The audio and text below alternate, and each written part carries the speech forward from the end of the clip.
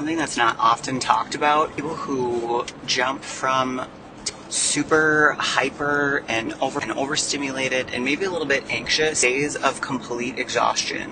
One thing I find is that you're somebody who doesn't have consistent energy. These are the people who likely have a lot of methylation problems and different neurotransmitter issues. There can be issues within the receptors of people's neurotransmitters, methylation issues, and additionally other different genetic components that cause people to either pool neurotransmitters or overburn through them. So under stressful environments, you may overmethylate or burn through those too quickly, and other times where you're super depleted or you just pool a lot of these neurotransmitters. This leads to a lot of feelings of overstimulation followed by days of exhaustion. And for these people, a lot of this has to do with just their own individual biology and not as much about how they're living day to day.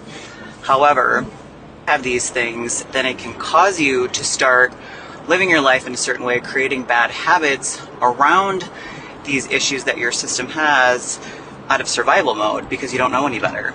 The good news is there is a way to work with somebody's body and actually heal receptors and learn what certain people's issues are relating to the neurotransmitters. At the point where you have a lot of this stuff going on, typically there's also issues in just energy production in general.